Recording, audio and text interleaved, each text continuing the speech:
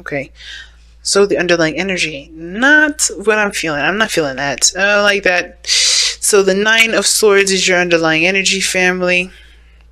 That talks about stress, anxiety, not sleeping very well. Oh, the King of Wands underneath here. Y'all stressed about a King of Wands, male or female. Doesn't have to be anyone, any gender specific. But that does tell me that y'all are stressed out about a particular individual, or maybe someone's sad about a fire sign, Aries or Sagittarius.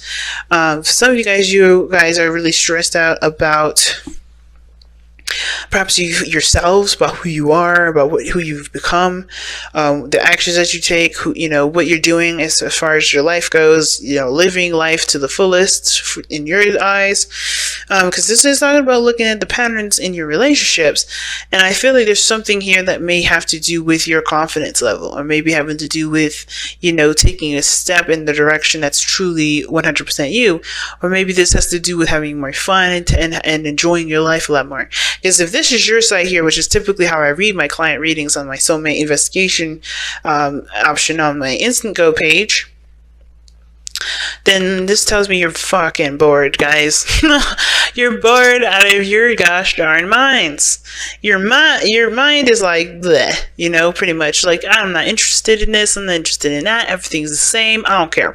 So when I see this card here, it's like, yeah, either y'all are just tired of living a very mundane life, which kind of can make sense, right? You're tired of living this mundane life, but I also kind of get this vibe from you guys that you're also not interested in kind of, you're unsure about how things will be if you did break that mundane life. The other person's kind of doing the same sort of lingo here. Like, they're very focused on doing the usual tasks, handling things. This is the way they're supposed to handle it.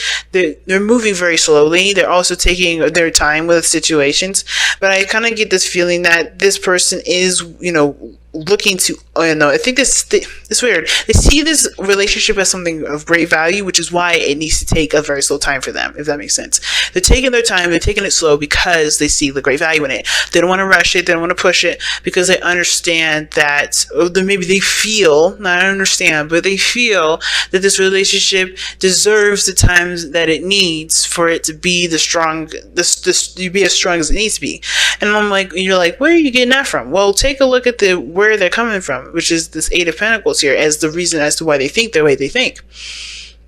The reason why they think the way they think or act the way they act is because the Eight of Pentacles, they think that they're putting in great work. They think they're putting in hard, diligent work, and they think they're really putting in their elbows into this situation, right? I think they also understand that there is a need for work to be done here, because as a matter of fact, if they think they're doing it, then it's like, okay, where? Because they're waiting.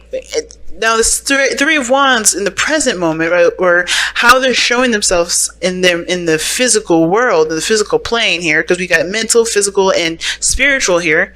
How they're showing themselves physically, their actions, their behavior, their ego, they're waiting on something. They're expecting on expecting some return, expecting some sort of something to come back to them. Now, at the same time, it could be that they're preparing themselves for what's to come. So their mindset is already on. They're already like at work and just doing the things they need to do, and they're just waiting for the opportunity to present itself for them to do. To either offer something because they see something that they want. Or they're just like, they're waiting for whatever opportunity to open the door to whatever opportunity comes in and take charge on that. But you guys on this side, if this is you, Aquarius, y'all tired. You're just bored. You want some excitement. You want something new, something fresh. None of this old stuff. None of the stuff that you've been with. And because you've experienced some stuff, or you've experienced a lot, or you feel like you've been around the block, right? You kind of feel like, with all these options, what really is fun? And I think this is honestly not a bad card, the Seven of Cups, because it can influence ideas and new, dreams and fantasy. It doesn't, it's not a bad thing. Now, what I do see here is that for some of you guys, if you guys are really in tune to your intuition and you guys are tarot readers of your own, your own guidance system, whatever, which is awesome, and never downplaying that. Some of you guys may be having, not psychic attack dreams, but dreams where you are interacting in them. Like, there's something in regards to interactive dreaming somewhere, or dreams where there's like, where it's definitely affecting your either your day-to-day, your energy levels, what have you.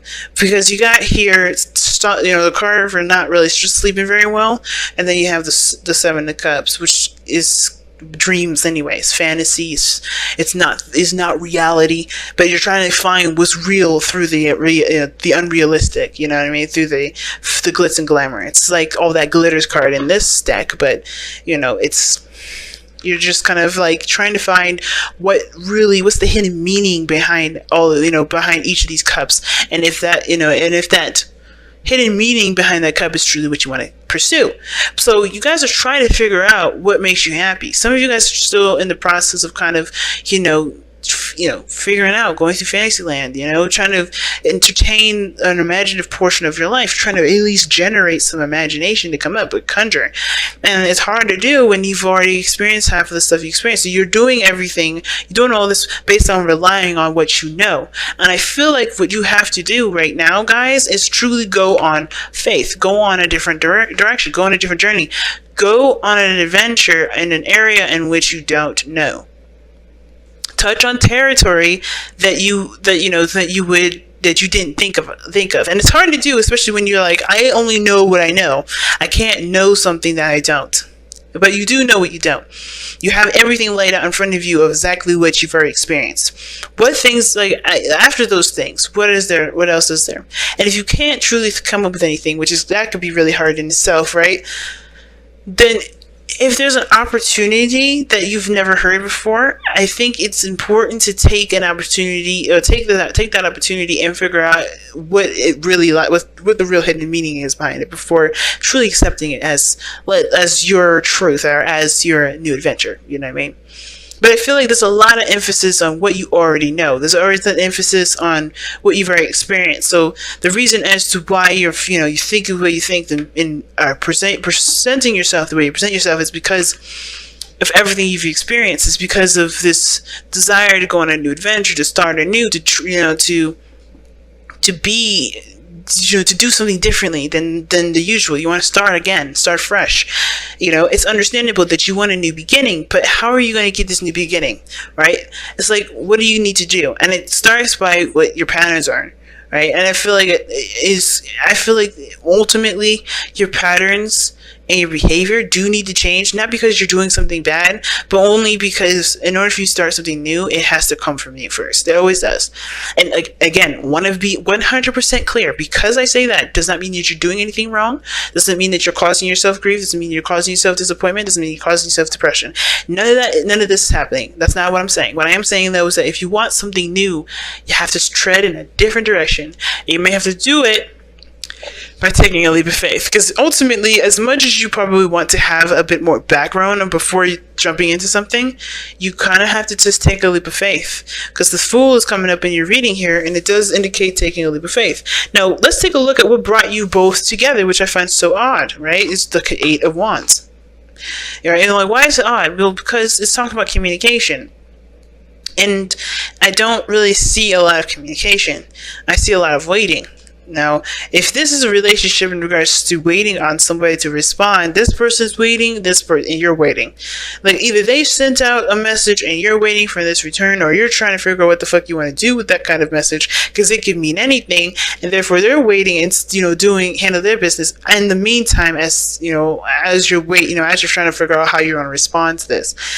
But I feel like their message may be something that you feel that you've already dealt with before. But I kind of have a feeling that this person may be doing, maybe different, or maybe handling something different, or maybe this is going to be the same time around. But I think for some of you guys are very much aware that this is going to be the same shit over again.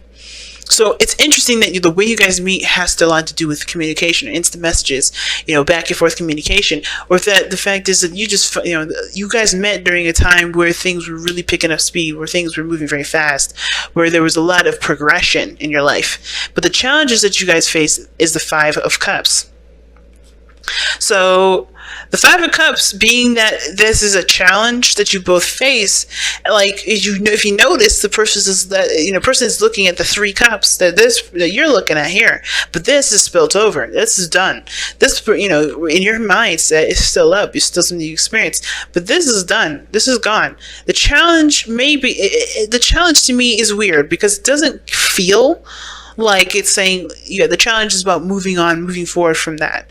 And I don't think it's the case, because this is spilled and now it's gone already. And this one, you're still seeing this as like, something you've already experienced. And I feel like, yes, you've experienced loss already, but because you've experienced loss, do you want anything? Like, is there something that you want?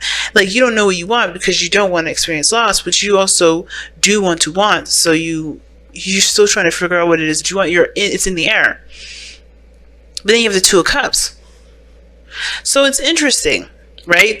It's really interesting, this message, the challenge that you're facing, because it's not like a traditional Five of Cups message where, oh, you guys got to just get over it. Get over the old times. Get over the sadness. Get over the pain. Honor your emotions 100%, of course, but, what's lost is lost, but only you can do what you can do now with what you have.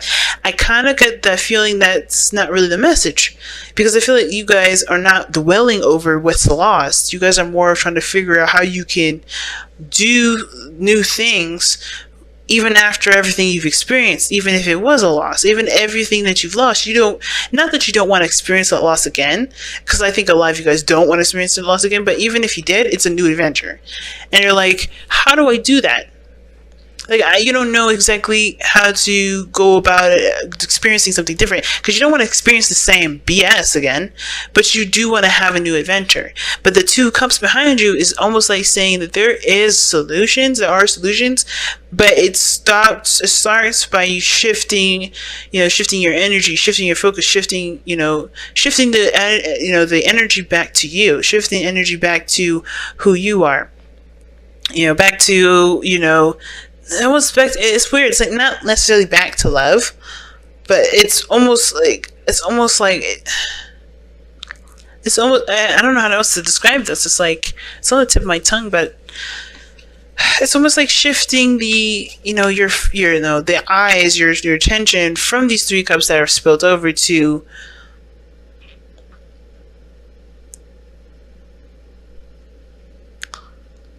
yeah, it could be back to love, honestly. And I don't want to say that because I don't feel like that is really what it's trying to tell me. But with the Two of Cups being two people, I think starting new friendships, meeting new people, and doing so without the expectation.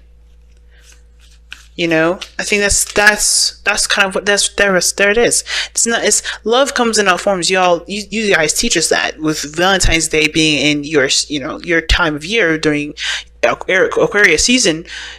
We learn unconditional love on Valentine's Day. We learn unconditional love the entire Aquarius season. But I feel like this is one of those things, right? I feel like you guys are trying to shift your focus towards new possibilities, new lives, new dreams, but it's hard to do when you don't have a crew, when you don't have friends, and you don't have people you can connect with.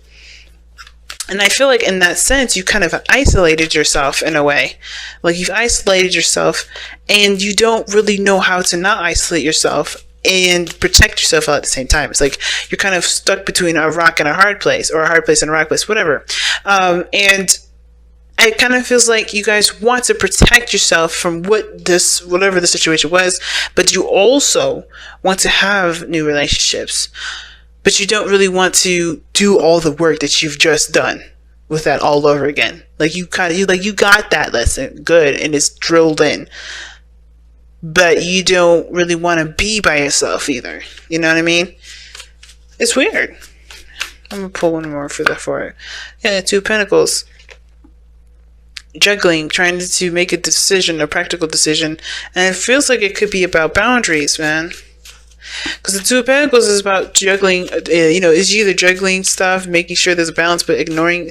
It's like that, ignoring your emotions sort of bit. But I feel like you're trying to figure out what's worth the trouble, not really worth the trouble, but like you're trying to figure out which of these options are more valuable and worth pursuing to you, And that makes a lot of sense. Now, why does this person have the Eight of Pentacles as the reason? Wow. As the reason as to why that they're working so hard, or the reason why they have the Eight of Pentacles is the reason why they're presenting themselves as Three of Wands and the Knight of Pentacles, and it's because of the Six of Cups. Yeah, they know that there's work that needs to be done with this connection. And I think you guys are just trying to move on. You all have totally different stories here, but you guys have very similar stuff going on. Both of you guys are like waiting for some sort of epiphany or something to come in and click, something to just make sense. But I feel like the only way for things to make sense is if you change yourself to make sense, if that makes sense. To make whatever you're waiting for make sense, you have to be the person that adjusts to what needs to change to make the sense. Because look at the pattern in your relationships, and then everything here with this person's action oriented, and all of this over here for you guys. If this is you guys, if you resonate with this at all, all emotion pretty much. Whoa. So let's take a look here and see what other advice or information we can get to kind of help tie this reading up. Regeneration. Wow, that's interesting. Because this is very similar to Judgment in the tarot, where, the situation may seem like, all is lost, there's not really much to recover.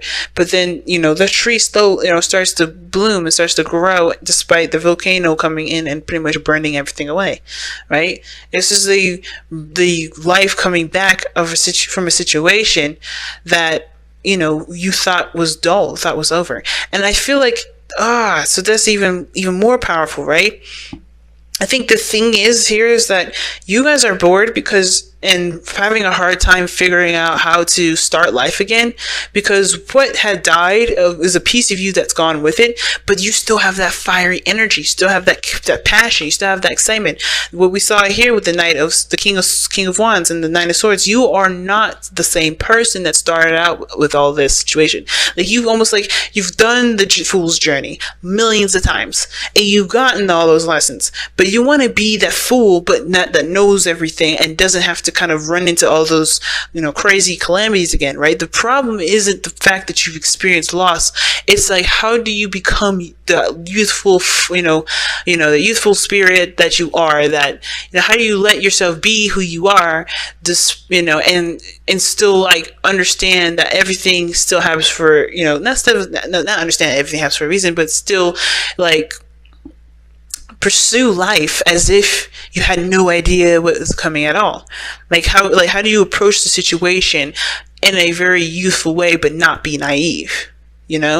So how can you embrace yourself completely youthfully and all, and not be, and not make the same mistakes that you've done before, or not go in the direction that you've already experienced? How can you be the fresh and new energy that's experienced, that knows everything, that's done everything?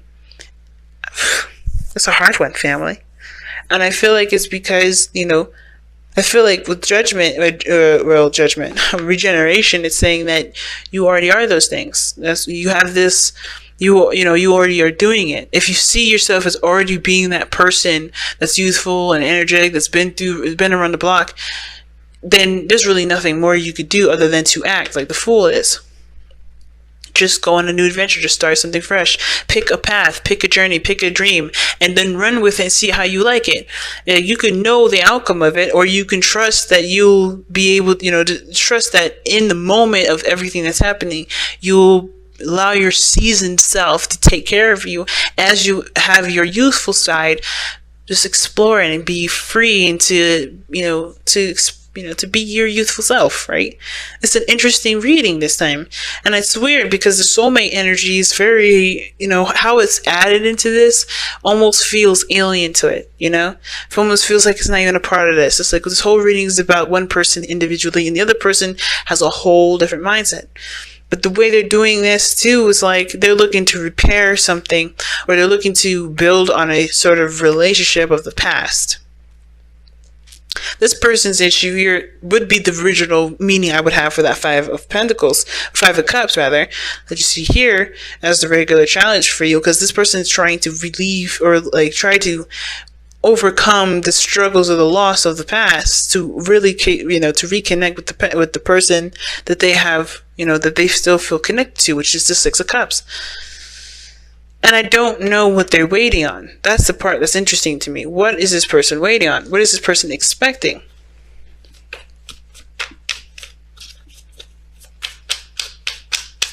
And what does that have to do with you?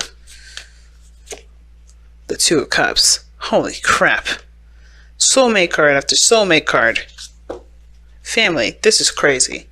Six of Cups. Two of Cups. Five of Cups. Even the Two of Cups is just right there.